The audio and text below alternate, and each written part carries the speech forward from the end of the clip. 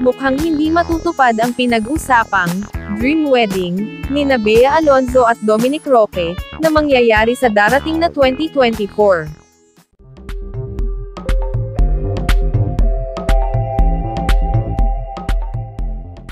Kinumpirma ng Kapuso actress na next year na magaganap ang wedding nila ng kanyang fiancé, pero wala pa raw silang napagdedesisyonan tungkol sa date at venue. Ayon kay Bea, wala pa kaming date but hopefully, it's gonna be next year kasi ayaw din naman namin ng very long engagement, because we don't see the point of it because we're sure about each other, pahayag ni Bea. And syempre, hindi na rin kami mga bata, gusto na rin namin mag-start ng pamilya namin. Kung siya lang ang masusunod, intimate wedding lang ang gusto niya, pero na-realize raw nila ni Dom na napakarami nilang mga kaibigan sa loob at labas ng showbiz, na plano nilang imbitahin kaya malabo na itong matupad.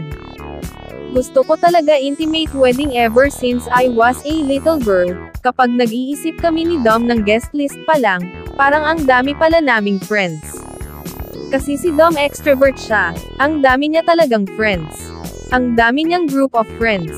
And ako, I have a small circle of friends, but outside of that circle, ang dami ko ring mga acquaintances, ang dami kong mga nakatrabaho. I've been in this business for 22 years. Ang hirap niya talagang i-dilute into a very small number. One thing I'm sure about, is that it's going to be amazing cause I'm gonna be marrying the love of my life, paliwanag ni Bea. Natanong din ang dalaga tungkol sa mga komento ng netizens na mukhang mas in love siya sa mga nakakarelasyon niya. Say ni Bea, give na give raw talaga siya kapag nagmahal. Last July 18 nag-propose si Dominic kay Bea habang nasa pictorial ang aktres. Parehong naiyak ang celebrity couple sa kanilang engagement.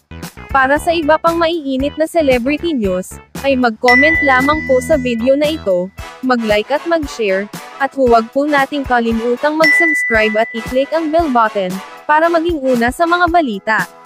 Maraming salamat sa inyong panonood.